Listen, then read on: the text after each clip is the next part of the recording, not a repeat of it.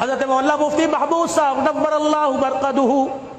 ان کے والد محترم اپنے پیر صاحب کے پاس گئے، یاسین زئی شریف، اور حضرت کے پاس گئے، جا کے کہنے لگے دعا فرما دو اللہ میری نسل سے دین کا کام لے لے۔ پیر صاحب تکیہ لگائے ٹیک لگائے بیٹھے تھے، اٹھ کے بیٹھ گئے۔ اب مفتی محمود کے والد سے مولانا فضل کے دادا سے کہنے لگے تو کہہ رہا دین کا کام لے لے، میری آنکھ دیکھ رہی ہے تیری تین نسلیں حضور کی ختم نبوت کی چوکیدار بنی کھڑی ہے۔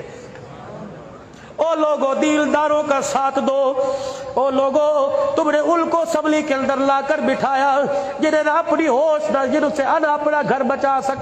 بچایا جا سکا، ان کو لے کے آؤ جو دل بھی بچائیں گے، دیلداروں کا ساتھ بھی دیں گے۔ اللہ اکبر۔ اس وقت ایک دنیا کے اندر جماعت ہے، اللہ اکبر، جس کے بارے میں یوں کہا صحابہ سے بچھڑا ہوا قافلہ جو پیچھے رہ گیا تھا وہ دیوبند کی سرزمین پر تھا، کون ہیرے تھے، اللہ اکبر، کئی گگو ہی نکلا، کئی مفتی محمود نکلا، کئی قاسم نانوتوی نکلے، کئی میر شریعت عطا اللہ شاہ بخاری نکلے۔ اللہ کی قسم یہ وہ لوگ ہیں جن کے چہرے پہ نظر پڑتی تھی رحمت والے نبی کا طریقہ یاد آ جایا کرتا تھا۔ اس وقت میرے عزیزوں ضرورت ہے اپنا ایمان بھی بچانا ہے، ملک پاکستان بھی بچانا ہے، اور میرے عزیزوں ملک پاکستان کے ساتھ ساتھ اپنے رحمت والے نبی صلی اللہ علیہ وسلم کی ختم نبوت کا بھی دفاع کرنا ہے۔ آج میرے عزیزوں